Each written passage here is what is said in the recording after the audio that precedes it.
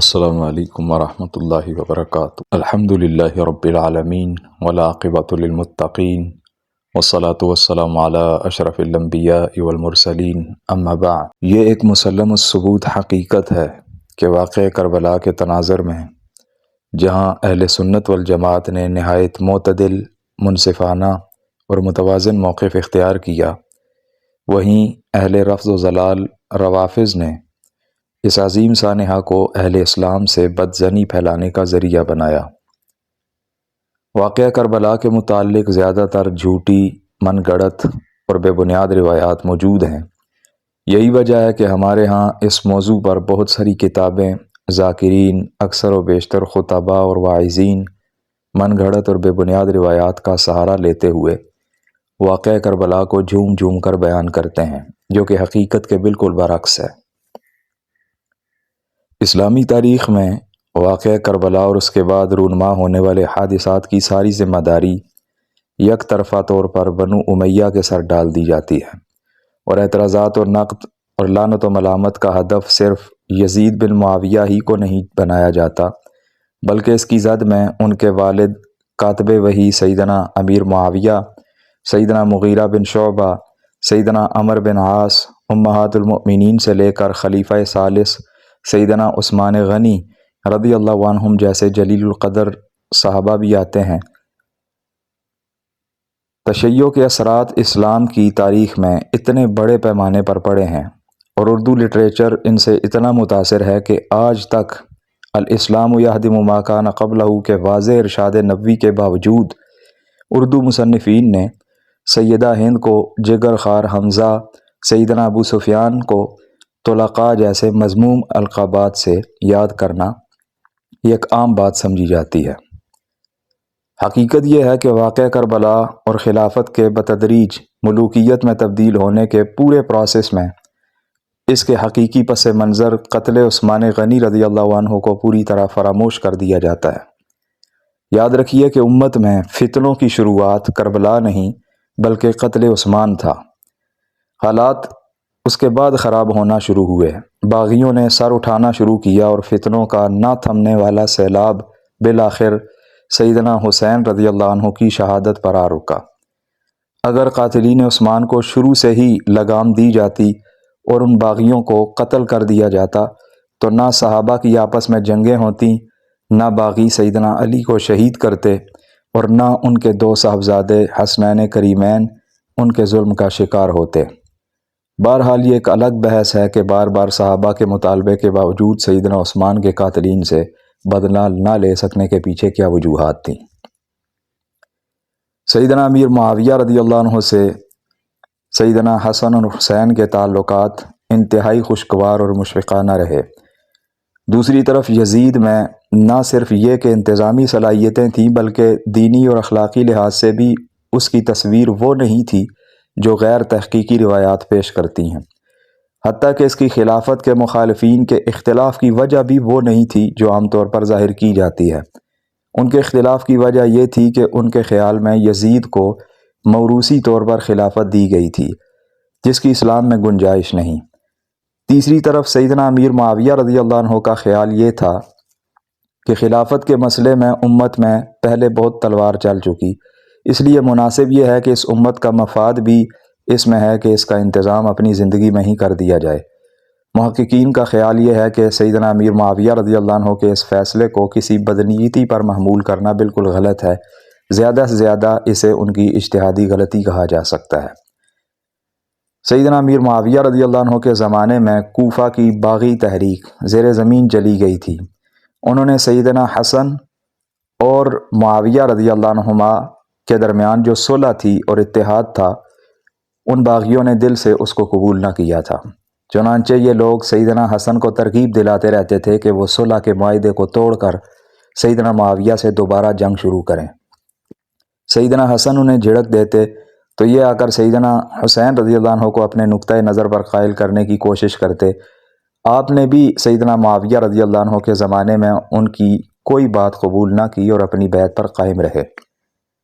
بعد میں سیدنا حسین رضی اللہ عنہ نے اپنے اہل خانہ کے ساتھ مدینہ سے مکہ کا سفر کیا تو آپ کے بھائیوں میں سے محمد بن حنفیہ رحمہ اللہ نے آپ کو وہاں جانے سے انتہائی شفقت اور ادب سے روکا۔ سیدنا عبداللہ بن عباس رضی اللہ عنہما جو رشتے میں سیدنا حسین کے چچا تھے مگر عمر میں ان سے کچھ ہی بڑے تھے، جب انہوں نے سیدنا حسین رضی اللہ عنہ کی روانگی کا سنا تو ان کے پاس آئے اور کہنے لگے کہ بھائی، لوگوں میں یہ بات مشہور ہو گئی ہے کہ آپ عراق کی طرف روانہ ہونے لگے ہیں، مجھے تو بتا دیجئے کہ آپ کا ارادہ کیا ہے۔ تو انہوں نے کہا کہ انشاءاللہ انہی 2 دنوں میں روانگی کا ارادہ ہے۔ انہوں نے کہا کہ میں آپ کو اللہ کا واسطہ دیتا ہوں، ایسا نہ کیجیے، مجھے خوف ہے کہ یہ لوگ آپ کو دھوکہ دیں گے، آپ کو جھٹلائیں گے، آپ کی مخالفت کریں گے، آپ کا ساتھ چھوڑ دیں گے، اور اگر آپ اس سے پیچھے ہٹ گئے تو پھر یہی لوگ آپ کے خلاف انتہائی سخت حملہ کر دیں گے۔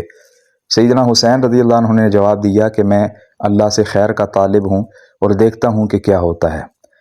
سیدنا ابن عباس رضی اللہ عنہما سیدنا علی رضی اللہ عنہ کے زمانے میں جب بصرہ کے گورنر تھے تو باغی تحریک کے سرکردہ لوگوں کو نہایت قریب سے دیکھ چکے تھے۔ انہیں اندازہ تھا کہ یہ باغی سیدنا حسین رضی اللہ عنہ کو محض اپنے مقاصد کے لیے استعمال کرنا چاہتے ہیں، اس وجہ سے انہوں نے نہایت ہی شد و مت سے آپ کو عراق جانے سے روکا۔ اس کے برعکس سیدنا حسین رضی اللہ عنہ کا خیال تھا کہ آپ وہاں جا کر حالات کی اصلاح کر سکتے ہیں۔ اسی دن شام یا اگلے دن صبح ابن عباس پھر آئے اور کہنے لگے کہ بھائی، میں برداشت کرنا چاہتا ہوں مگر مجھے صبر نہیں آتا، مجھے اس راستے میں آپ کی ہلاکت اور تباہی کا اندیشہ ہے۔ اہل عراق کی باغی تحریک دراصل دغاباز لوگ ہیں، ان کے پاس ہرگز نہ جائیے۔ سیدنا حسین رضی اللہ عنہ نے جواب دیا کہ بھائی، واللہ میں جانتا ہوں کہ آپ خیرخواہ اور شفیق ہیں، لیکن میں تو اب روانگی کا مصمم ارادہ کر چکا ہوں۔ تو ابن عباس رضی اللہ عنہما بولے کہ اگر جانا ہی ٹھہرا تو خواتین اور بچوں کو ساتھ نہ لے جائیے، واللہ مجھے ڈر ہے کہ کہیں سیدنا عثمان رضی اللہ عنہ کی طرح آپ کو بھی خواتین اور بچوں کے سامنے قتل نہ کر دیا جائے۔ گورنر مدینہ اور پھر گورنر مکہ جو دونوں بنو امیہ سے تعلق رکھتے تھے، انہوں نے سیدنا حسین رضی اللہ عنہ سے کوئی بدسلوکی نہیں کی اور یہ لوگ آپ کا بہت احترام کرتے تھے۔ مروان بن حکم، جن کے بارے میں یہ مشہور کر دیا گیا ہے کہ وہ سیدنا علی رضی اللہ عنہ سے بغض رکھتے تھے اور ان کے خلاف سب و شتم کرتے تھے، انہوں نے گورنر عراق ابن زیاد کو ایک خط لکھا جس کا مضمون یہ تھا کہ آپ کو معلوم ہونا چاہیے کہ حسین ابن علی رضی اللہ عنہما آپ کی طرف آ رہے ہیں۔ وہ سیدہ فاطمہ کے بیٹے ہیں جو کہ رسول اللہ صلی اللہ علیہ وسلم کی بیٹی ہیں۔ اللہ کی قسم، حسین سے زیادہ کوئی شخص بھی ہمیں محبوب نہیں ہے۔ خبردار، غیظ و غضب میں آ کر کوئی ایسا فعل نہ کر بیٹھنا کہ اس کا مداوع نہ ہو سکے اور عام لوگ اسے رہتی دنیا تک بھلا نہ سکیں۔ عمر بن سعید بن عاص اور مروان بن حکم کے خطوط سے معلوم ہوتا ہے کہ بنو امیہ اور آل علی میں دشمنی کی داستانیں محض داستانیں ہی ہیں، اور بنو امیہ کو بھی سیدنا علی رضی اللہ عنہ کی اولاد سے ویسی ہی محبت تھی جیسی آج ہمیں ہے۔ اب سوال یہ پیدا ہوتا ہے کہ نواسۂ رسول سیدنا حسین رضی اللہ عنہ نے اپنے ان مخلص رشتہ داروں کی بات کیوں نہ مانی اور اہل کوفہ کے باغیوں پر اعتبار کر کے وہاں کیوں چلے گئے؟ تو یہ بات ذہن نشین کر لیں کہ آپ کا کوئی ارادہ بغاوت برپا کرنے کا نہ تھا، بلکہ آپ ان باغیوں کو کنٹرول کر کے حکومت وقت کے معاملات کی اصلاح کرنا چاہتے تھے۔ حکومت کے رویے سے بھی یہی ظاہر تھا کہ یہ لوگ سیدنا حسین کا احترام کر رہے تھے۔ اس سے نواسۂ رسول کو بھی یہی امید تھی کہ آپ کے خلاف کوئی سخت اقدام نہ ہوگا۔ حقیقت یہ ہے کہ ایسا ہی ہوتا، مگر باغیوں نے یہ نوبت آنے سے پہلے ہی کوفہ میں اقدام بغاوت کر دیا اور پھر مسلم بن عقیل کو چھوڑ کر خود غائب ہو گئے۔ گورنر کوفہ ابن زیاد نے بھی اپنی عجلت پسندی میں نہایت ہی ظالمانہ انداز میں انہیں شہید کر دیا، جس سے حالات بگڑتے چلے گئے۔ سیدنا حسین رضی اللہ عنہ جب کوفیوں کے بلانے پر مکہ سے انہوں نے خروج کا ارادہ کیا تو متعدد کبار صحابہ رضوان اللہ علیہ مجمعین نے ان کو اس فیصلے پر نظر ثانی کے لیے آمادہ کرنے کی کوشش کی۔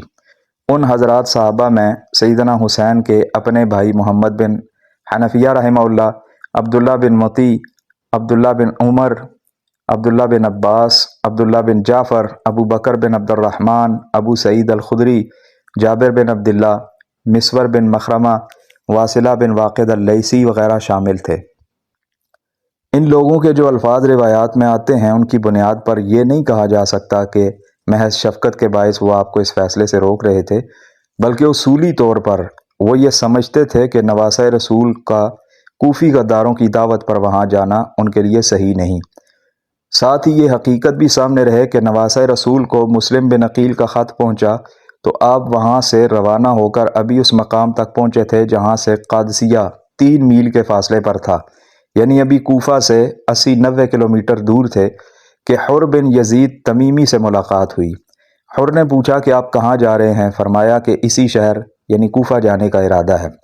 تو حر نے عرض کیا کہ واپس چلے جائیے، وہاں آپ کے لیے خیر کی کوئی امید نہیں ہے۔ یہ سن کر سیدنا حسین رضی اللہ عنہ نے واپس جانے کا ارادہ کیا۔ مسلم بن عقیل کے سبھی بھائی آپ کے ساتھ تھے۔ انہوں نے کہا کہ واللہ جب تک ہم مسلم بن عقیل کے خون ناحق کا انتقام نہ لیں گے یا سب کے سب قتل نہ ہو جائیں گے، واپس نہیں جائیں گے۔ تو آپ نے کہا کہ پھر تمہارے بغیر زندگی کا کیا فائدہ؟ یہ کہا اور سیدنا حسین رضی اللہ عنہ کوفہ کی جانب چل پڑے۔ اس کے بعد جب قافلہ حسین میدان کربلا پہنچ گیا تو کوفی لشکر کے سربراہ عمر بن سعد کی مصالحتی کوششوں کے بعد خود سیدنا حسین رضی اللہ عنہ نے کوفی لشکر کے سامنے یہ پیشکش کی کہ آپ کو 3 میں سے کسی ایک چیز کی اجازت دی جائے۔ پہلی شرط، یا تو آپ کو واپس جانے کی اجازت دے دی جائے، دوسری یہ شرط رکھی کہ یا دمشق امیر المؤمنین کے پاس جانے دیا جائے، اور تیسری شرط کہ یا سرحد پر جہاد کے لیے مجھے جانے دیا جائے۔ یہ تینوں شرطیں نہایت مناسب اور معقول تھیں، لیکن ابن زیاد کی طرف سے ان شرائط کو ماننے سے انکار کر دیا گیا اور نتیجے میں نواسۂ رسول کے پاک خون کو ان ظالموں نے حلال کر لیا۔ یزید کے بارے میں جو یہ افواہ پھیلائی جاتی ہے کہ اس نے نواسۂ رسول کو قتل کروایا اور اہل بیت کی خواتین کی بے حرمتی کی، یہ بالکل بے بنیاد اور جھوٹی بات ہے۔ بلکہ یزید نے خواتین اہل بیت کے ساتھ کریمانہ برتاؤ کیا، قاتل حسین کو لعن طعن کیا، مگر اس کو کوئی سزا نہیں دی، اور کیوں نہیں دی اس کا جواب وہ اللہ کو خود دے گا۔ کل بروز قیامت نواسۂ رسول سیدنا حسین رضی اللہ عنہ بھی اللہ کی عدالت میں ہوں گے اور ان کے قاتلین بھی۔ اللہ ان کے درمیان فیصلہ کرے گا اور مظلوم کو انصاف ضرور دلائے گا، کیونکہ وہ عدل و انصاف کرنے والی ذات ہے۔ لیکن یزید کے حوالے سے ہمیں اپنی زبان گندی نہیں کرنی چاہیے، کیونکہ اس نے نواسۂ رسول کو قتل نہیں کروایا۔ شیخ الاسلام ابن تیمیہ رحمہ اللہ نے اسی طرح البدایہ والنہایہ، سیر اعلام النبلاء اور دیگر کئی تاریخی کتب میں ہے کہ یزید نے سیدنا حسین کے قتل کا حکم نہیں دیا تھا، اور نہ ہی وہ اس قتل پر خوش ہوا، بلکہ اس نے قاتلین حسین پر لعنت بھیجی۔ اور شیعہ کے مطابق یزید نے قاتل حسین کے قتل کا حکم بھی دیا۔ شیعہ روافظ کا نامور اور معتبر عالم ملا باقر مجلسی جلاء العیون کے اندر لکھتا ہے کہ قاتل نے سر مبارک اٹھا کر یہ رجز پڑھا کہ میری سپر کو طلا و نقرہ سے بھر دے، اس لیے کہ میں نے بادشاہ بزرگ کو قتل کیا، اور میں نے اس شخص کو قتل کیا جو سب سے افضل ہے۔ یزید نے کہا جب کہ تو جانتا تھا کہ وہ ایسے بزرگ ہیں، پھر کیوں ان کو قتل کیا؟ بعد اس کے اس ملعون کے قتل کا حکم دیا۔ یہ واقعہ خود شیعہ روافظ کے امام الحدیث باقر مجلسی نے بیان کیا ہے، لہٰذا شیعہ روافظ سے اسے اہل سنت کی روایت قرار دے کر رد نہیں کر سکتے۔ معتبر شیعہ ماخذ جلاء العیون کے اس حوالے سے یہ ثابت ہوا کہ قاتل حسین کو یزید نے مجرم تسلیم کیا اور اس پر حد جاری کی۔ یہ صریح ثبوت ہے کہ یزید قاتل نہیں۔ اب اس کے بعد روافظ کا یزید کو قاتل حسین کہنا سراسر افتراء، تحریف تاریخ اور بغض اہل صحابہ کا مظہر ہے۔ شیعوں کا مذہب اصل میں محبت اہل بیت کی آڑ میں نفاق، سب صحابہ اور تلبیس باطل کا مجموعہ ہے۔ یہ حوالہ پیش کرنے کا مقصد صرف یہ ہے کہ جو قاتلین ہیں ان پر لعنت کی جائے، نہ کہ اس پر جو قاتل نہیں۔ اگر 1 منٹ کے لیے جھوٹی روایات کو تسلیم کر کے لوگوں کے بقول یزید کو نواسۂ رسول کا قاتل مان بھی لیا جائے تو مجھے انصاف کے ساتھ بتلائیں کہ کیا دین اسلام ہمیں اس بات کی اجازت دیتا ہے کہ ہم ایک کلمہ گو مسلمان کو گالیاں دیں یا گندی زبان استعمال کریں؟ ہم اس نبی کا کلمہ پڑھنے والے ہیں جس نے کسی غیر مسلم کو بھی گالی دینے سے منع کیا ہے، تو ایک صحابی کے بیٹے تابی کو گالی دے کر ہم اپنا ایمان کیوں خراب کریں، حالانکہ اس کو قاتل ٹھہرانے کی کوئی دلیل بھی موجود نہیں۔ لہٰذا بہتر اور صحیح موقف جو علماء نے بیان کیا ہے وہ یہی ہے کہ ہم اس بارے میں اپنی زبان کنٹرول میں رکھیں اور خاموشی اختیار کریں، یہ بات ذہن نشین رہے کہ میں یزید کی وکالت بالکل نہیں کر رہا۔ اللہ تعالیٰ نواسہ رسول سیدنا حسین رضی اللہ عنہ کے قاتلین کی قبروں کو جہنم کی آگ سے بھر دے اور ان کی آخرت برباد کر دے۔ اللہ رب العزت سے دعا ہے کہ وہ ہمیں سیدنا حسین اہل بیت رضی اللہ عنہم کی محبت عطا فرمائے، ان کی تعلیمات پر عمل کرنے کی توفیق عطا فرمائے اور جنت میں ان کا ساتھ ہمیں نصیب فرمائے۔